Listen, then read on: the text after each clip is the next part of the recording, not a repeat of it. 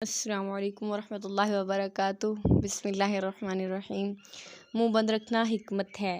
کہتے ہیں کہ کسی جگہ پر بادشاہ نے 3 گناہگار افراد کو سزائے موت دی۔ بادشاہ کے حکم کی تعمیل میں ان تینوں کو پھانسی گھاٹ پر لے جایا گیا، جہاں ایک بہت بڑا لکڑی کا تختہ تھا، جس کے ساتھ پتھروں سے بنا ایک مینار، اور مینار پر ایک بہت بڑا بھاری پتھر مضبوط رسے سے بندھا ہوا ایک چرخے پر جھول رہا تھا۔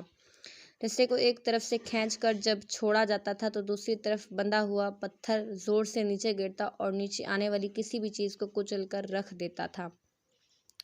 چنانچہ ان تینوں کو اس موت کے تختے کے ساتھ کھڑا کیا گیا۔ پہلے شخص کو اس تختے پر عین پتھر گرنے کے مقام پر لٹایا گیا اور اس کی آخری خواہش پوچھی گئی، جو وہ کہنے لگا: میرا اللہ تعالیٰ پر پختہ یقین ہے، وہی موت دے گا اور زندگی بخشے گا، بس اس کے سوا کچھ نہیں کہنا۔ اس کے بعد رسے کو جیسے ہی کھولا تو پتھر پوری قوت سے نیچے آیا اور اس شخص کے سر کے اوپر آ کر رک گیا۔ یہ دیکھ کر سب حیران رہ گئے اور پختہ یقین کی وجہ سے اس کی جان بچ گئی اور رسہ واپس کھینچ لیا گیا۔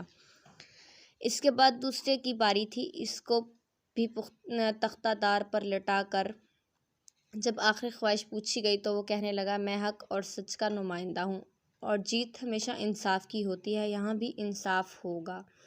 اس کے بعد رسے کو دوبارہ کھولا گیا، پھر پتھر پوری قوت سے نیچے آیا اور اس بار بھی اس دوسرے شخص کے سر پر پہنچ کر رک گیا۔ پھانسی دینے والے اس انصاف سے حیران رہ گئے اور دوسرے کی جان بھی بچ گئی۔ اس کے بعد تیسرے کی باری تھی۔ اسے جب تختے پر لٹا کر آخری خواہش کا پوچھا گیا تو وہ کہنے لگا: پہلے کو نہ ہی اللہ پر یقین نے بچایا اور نہ ہی دوسرے کو اس کے حق کو انصاف کے نمائندہ ہونے نے۔ دراصل میں نے غور سے دیکھا ہے کہ رسے پر ایک جگہ گانٹھ ہے، جو چرخی کے اوپر سے گھومنے میں رکاوٹ کی وجہ سے بنتی ہے، جس سے رسہ پورا کھلتا نہیں اور پتھر پورا نیچے نہیں گرتا۔ تیسرے کی بات سن کر سب نے رسے کو بغور دیکھا تو وہاں واقعی گانٹھ تھی۔ انہوں نے جب وہ گانٹھ کھول کر رسہ آزاد کیا تو پتھر پوری قوت سے نیچے گرا اور اس تیسرے کا سر کچل کر رکھ دیا۔